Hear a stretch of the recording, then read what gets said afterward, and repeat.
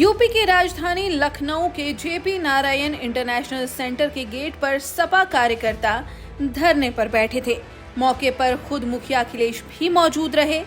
दरअसल लोकनायक जयप्रकाश नारायण के मालार्पण के लिए उन्हें अंदर नहीं जाने दिया गया।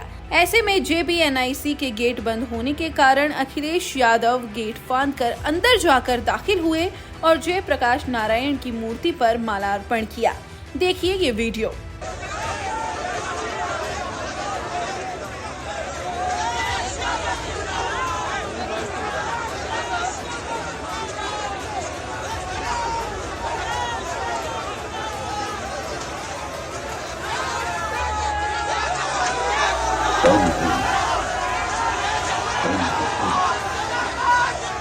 कौन है ये सर्वभूत जिनसे मैं देश बना? कौन है?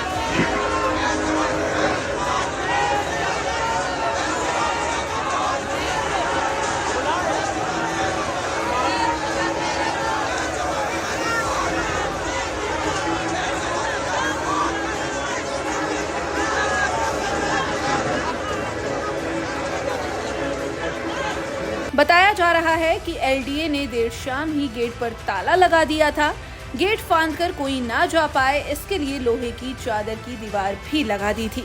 एलडीए ने सुरक्षा कारणों की वजह से अखिलेश को जेपीएनआईसी में जयप्रकाश की प्रतिमा पर माला अर्पण कार्यक्रम की अनुमति नहीं दी थी। इसके विरोध में बड़ी संख्या में सपा कार्यकर्ता धरने पर बैठ गए। वहीं जेपीएनआईसी के बाहर भारी संख्या में पुलिस फोर्स तैनात कर दी गई। इस बीच मौके पर अखिलेश यादव पहुंचे और गेट फांदकर जेपीएनआईसी के अंदर चले गए। अफरा तफरी के माहौल के बीच लखनऊ का सियासी पारा हाई हो गया है। सुनिए इस मामले से जुड़ा अखिलेश का पूरा बयान। सर आज जेपीएनआईसी बिल्डिंग में आज हम जैसे पहले कार्यक्रम समाजवादी लोग करते रहे हैं उसी तरीके से आज जयप्रकाश जी को संपूर्ण क्रांति के नायक के जन नायक नेता के लिए हर वर्ष हम लोग आज की तारीख में आते थे और ये कोई पहली बार नहीं है कि इस जेपी समाजवाद म्यूजियम में हम लोग माल्यार्पण करने पहली बार आ रहे हों।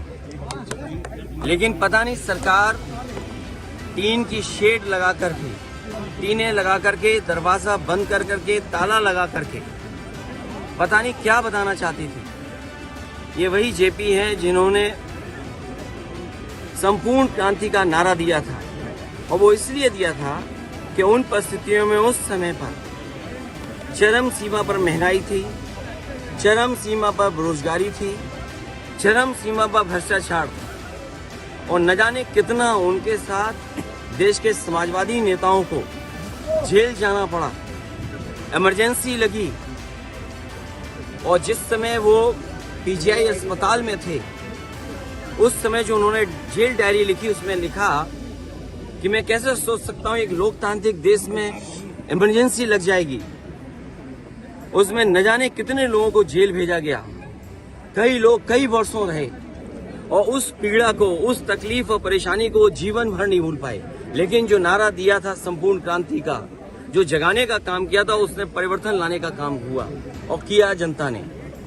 जनता की शक्ति के सामने सरकार की शक्ति का कुछ असर नहीं है। मुझे दुख इस बात का है कि पुलिस लगा करके यहाँ रोक रहे हैं। अधिकारी इस बात के लिए तैयार नहीं है कि किससे पूछें। तो कम से कम ये देश की और प्रदेश की जनता जाने और लोग जाने आखिरकार कौन रोक रहा है, कौन रोक रहा था।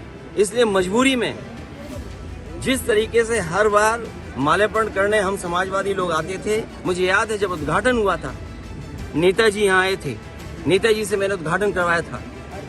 एकमात्र देश में समाजवादी नेता के लिए एक ऐसा म्यूजियम बना जिसमें उसके जीवन के बारे में लोग प्रेरणा ले सकते हैं। जो आंदोलन उन्होंने चलाए थाली बजा करके, वो उससे प्रेरणा ले सकते हैं कि सरकार के खिलाफ और लोकतंत्र में कैसे आवाज उठाई जा सकती है। आप आवाज दबाने का काम कर रहे हैं उन समाजवादियों को, उन आने वाली पीढ़ी को जो देश के लिए कुछ करना चाहते हैं, सपना देखा उन्होंने। ये वही म्यूजियम है जो पूरे उनके जीवन के बारे में बताता है, उसको बंद कर रहे हैं। अपनी कौन सी नाकामी छिपा रहे हैं, अपनी कौन सी ऐसी चीज छिपा रहे हैं जिससे जनता को नहीं आने देते।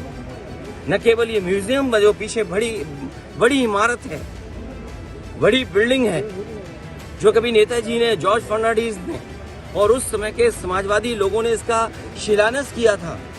एक सरकार आई जिसने काम नहीं होने दिया, उसके बाद समाजवादी सरकार ने, पिछली सरकार ने इसको शुरू किया और न केवल भारत में बल्कि अगर ये बिल्डिंग बनकर के तैयार हो जाती तो दुनिया में एक पहचान बनती इस बिल्डिंग की कि हाँ, जेपी के नाम पर जिसने इतने बड़े देश के लोकतंत्र को बचाने का काम किया, लोगों को जागरूक किया और एक आवाज दी उन्होंने। और मुझे लगता है कि देश की जनता को एक बार फिर इस सरकार की ताकत के खिलाफ लड़ना होगा और बिना जनता की शक्ति के लोकतंत्र, समाजवाद और सेकुलरिज्म बचने वाला नहीं। जो आवाज उन्होंने दी थी संपूर्ण क्रांति की, मुझे उम्मीद है कि सभी समाजवादी लोग मिलकर के आने वाले समय में लोकतंत्र बचाएंगे, समाजवाद बचाएंगे, संविधान बचाएंगे और उस संविधान को बचाएंगे जो बाबा साहब भीमराव अम्बेडकर जी ने हम सबको दिया है। और जिस समय बाबा साहब भीमराव अम्बेडकर जी का दिया हुआ संविधान इन्होंने बदल दिया, उसी दिन समझ लें हमारी आजादी भी ये लोग छीन लेंगे। इन सभी बातों पर आपकी क्या राय है, हमें कमेंट कर जरूर बताएं। हम ऐसी ही और खबरें आपके लिए लाते रहेंगे। और अभी तक अगर आपने हमारा चैनल पॉलिटिक्स जंक्शन सब्सक्राइब नहीं किया है तो तुरंत सब्सक्राइब करें और बेल आइकन भी दबा दें ताकि आपको हमारी वीडियोस के अपडेट्स सबसे पहले मिलते रहें।